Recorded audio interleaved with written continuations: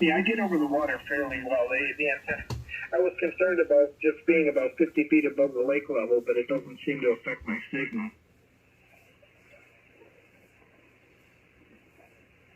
I'm kind of in a valley. Everything affects our signals. It probably gives me a little bit of a higher angle of radiation because I'm coming out of the valley. You never know. Yeah, would you go fly around with a drone and measure it for me? Yeah, you could do that maybe. Yeah, get a field strength meter on it. Oh, yeah. So, Jerry, FIY, are you listening along?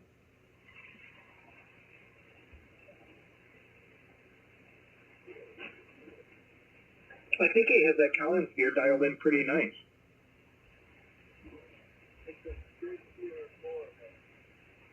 Oh, it's a Drake? Oh, shows how much I know, but I know it's a, I know he likes those ancient rigs.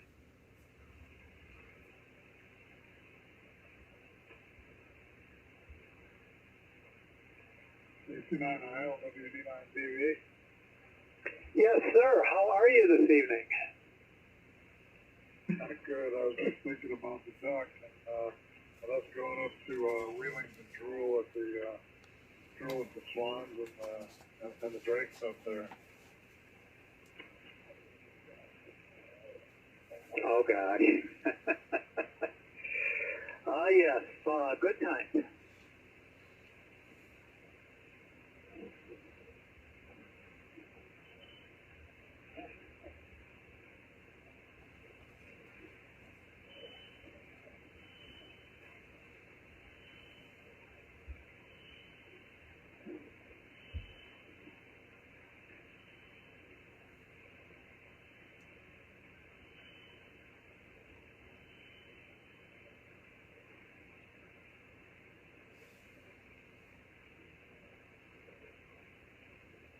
So, Michael, do you think you get out well because of your proximity to the water table?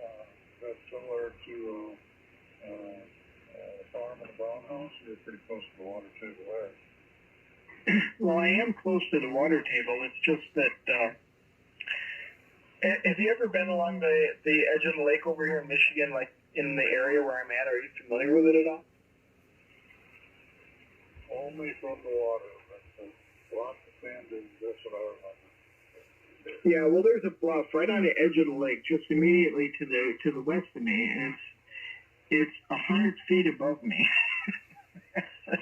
You know, so I go, oh hell, I'm way below the bluff. You know, when I was renting, I was on top of the bluff, and I was about 120 feet above the lake, and now I'm 50 feet above the lake, and I'm about a mile and a quarter in. So I didn't think it was going to play well, but it's very moist, sandy soil, and I'm 50 feet above the river, and I can see, I have running water on my property, but it's like 50 feet down.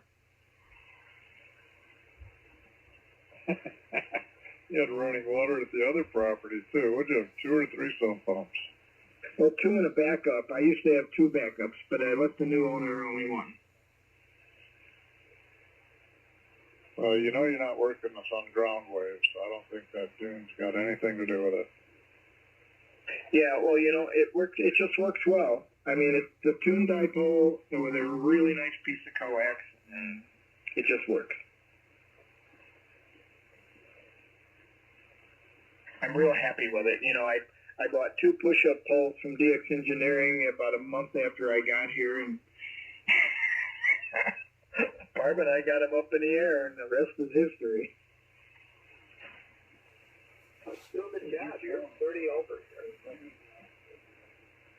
I just think that you're going to have up a wood style tower, a rock tree in this direction. That's all I got out of this thing. So, yeah, it sounds like you're working me on $4,000 with a ton of more. $40 with a wire. Yeah, it's a handmade bell, and it's some of that brown coax that we put in the cars, wrapped around a 4-inch toroid and stuffed it in a plastic box and pulled it up with a rope. Sounds like a waste of RG400. Well, you know, I like the choke balance, but no, it works good. I added a lot of spools to that stuff. I'm like down to my last couple 30-foot pieces. Okay, so who's got a less elaborate antenna system than I do? That's the question that we post on. I've got the same one as you, Bob. Did you put more or less effort into hanging it? Well, it was a slingshot at each end, so it's probably 50 or 55 feet at one end and about 40 at the other end. Okay, you beat me because first time I used assembly mallet and tied the string around the assembly mallet. One side is rubber, and the other side's plastic, and of course that's to fit the asphalt.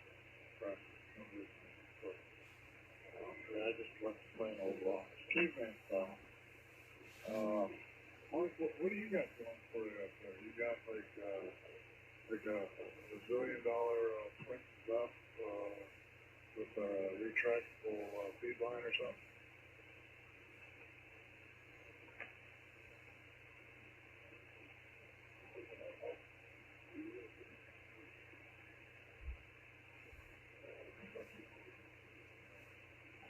Did we lose him? VE3 QEM. Time to go to school. Oh, you know what? He might have left. I think he went up to 20 meters to see if he could talk to Fish Head. Oh, okay. Well, Fish Head checked in from Tennessee. He's down at the cabin. And, All right, well, I don't know, he might be too close for 20. low effort wires are performing that. Yeah, well, I used what do I got? I got one of those arbors. I have what they call a throw line. It's just a little sack with a bunch of shot in it.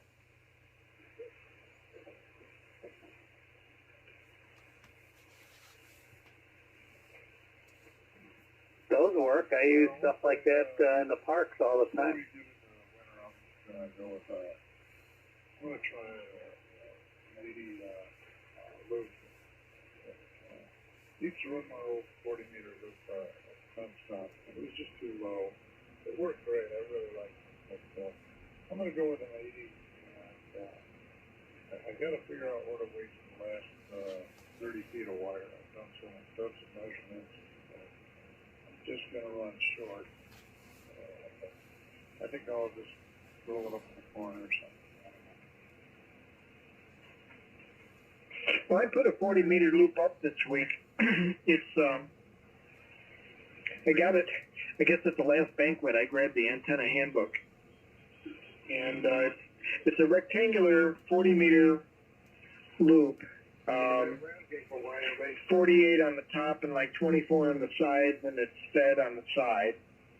But I can't get it high enough, and now I have this, it's like resonant at 6.7, and I wanted it at 7.2, and it's like I need to take 20 inches off of it somewhere. I'm not sure where to take it off. I'm stuck. I think I'm going to go ahead and make a 20-meter one and scale it down. It'll probably fit better, and it'll probably tune better. Okay, can I break in a minute? Yeah, go ahead. Sorry. Yeah, hey, check this up. You got a frequency? Okay, from YRB, K0BS. Hey, do you have a schedule here? To go, we're trying here. This case for YRB. Hey, do you have a schedule here? 7208. Oh, Yeah, we have a schedule. One of the guys says 08 though, so that's okay. Okay, if that don't work, come on back. We're about ready to free it up anyways. Okay, we'll stand by. Okay. That's good timing. I got to scram anyway. 73 guys, everybody have a good week. KC9IL. Okay, Warren, yeah, good to hear you. And, yeah, these guys got a little schedule going, so we'll give it on. So, Bob, thanks for coming in. Anyone else? Yeah, we'll catch you later. Hey, Bob, thanks for stopping by. I think George is up on 14,275. 14,273 if you want to try 20.